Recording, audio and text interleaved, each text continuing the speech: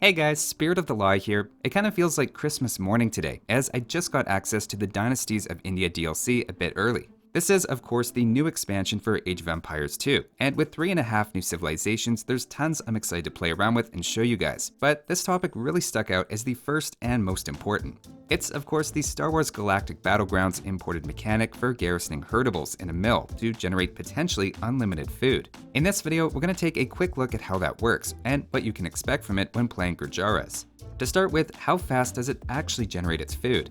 It turns out you can garrison up to 10 herdables the same way you can garrison any unit, and for each herdable you do this with, you get 1 food every 17 seconds, or 3.5 food per minute. Remember, you start with 8 sheep in your starting area for most maps, meaning up to 28 food per minute in total. For a bit of context, you need 120 food per minute to sustain villager production, so it's very clear this isn't going to completely replace your food income. An easy way to think of it is that it's like 1 extra villager for every 6 sheep garrisoned. Keep in mind you also need to find all of your sheep first and build an early mill, so you won't get that full benefit right away either. In case you're wondering, the Camel Scout for Gurjaras actually moves at the same speed as the Scout Cavalry in Dark Age, with the same line of sight. So your early sheep should be as easy or difficult to find as you're used to.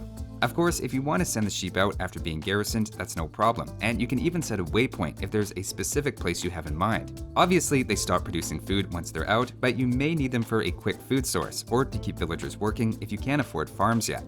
As you'd probably expect, if the building is destroyed, then the sheep are just spit out to your gather point, where they can be stolen, which may actually be a legitimate strategy to try with men-at-arms.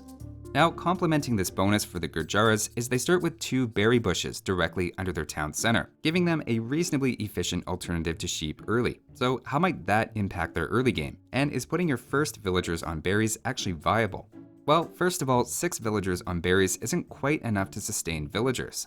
Even with optimally placed ones like this right under the town center, they only bring in 110 food per minute, whereas remember, sustaining villagers takes 120. Of course, you do start with some extra food in the bank, and in this case that does help to make up the difference.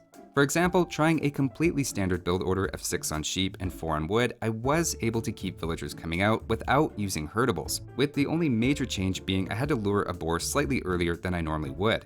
The problem I noticed though with a standard build is the mill doesn't come up for over 4 minutes.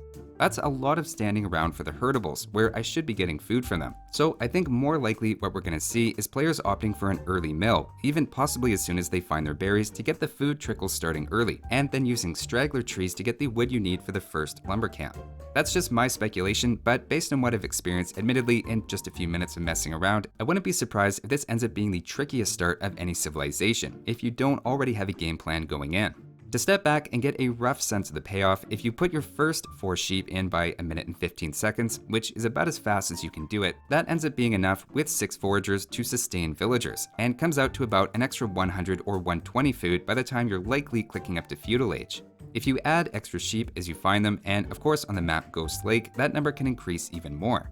You may have noticed though that that's actually not an insane amount of food, considering you're garrisoning 400 to 800 food worth of sheep to get that payout. In fact, it takes about 25 minutes for a sheep to actually generate the 90 food or so that you could get from eating them with a group of villagers. While on the one hand, it sounds great to generate all that free food and then eat the sheep after for maximum efficiency, later in the game, that food just doesn't have the same impact. I'd hazard a guess that good players over time are in fact still going to be eating at least 4 of their sheep in Dark Age, if not all of them, as it's just too much free food at a high collection rate to sacrifice if you want to keep up in a competitive game.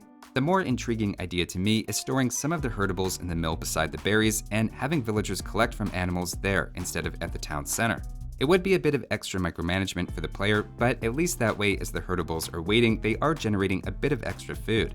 I could be wrong, but my sense is just leaving them in the mill for the entire game has too little of a payback at the moment, and would set you too far behind, especially as you start to make early farms. In a perfect world, I could see the food priority being the starting 2 berries, then boar, possibly then deer, and meanwhile the starting sheep and additional ones are all going to the mill. It's only after all of those food sources are exhausted that you finally start releasing herdables slowly as the last source of food before farms. That's quite a bit to manage, but does at least feel like you're maximizing the bonus. But those are just my thoughts and early reaction to the mechanic. I plan to upload quite a few videos this week looking at new mechanics, both to familiarize you guys as well as myself with all of the new civs.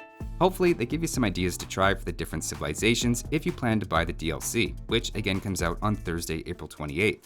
I'd be very interested to hear some of your ideas for how to best make use of this bonus, and whether you plan using the Civ to go full vegetarian. Just before we finish though, I want to quickly follow up yesterday's video and some of the questions from that concerning Woot Steel. Now that I actually have a copy of the expansion, I can answer some of those questions and topics that earlier I had to speculate on. To start with, no, Woot Steel does not affect buildings, even the melee armor on them, and they do the exact damage as any other infantry or cavalry. Second, it doesn't affect elephant archers, though I admit saying it affects cavalry is a little confusing there.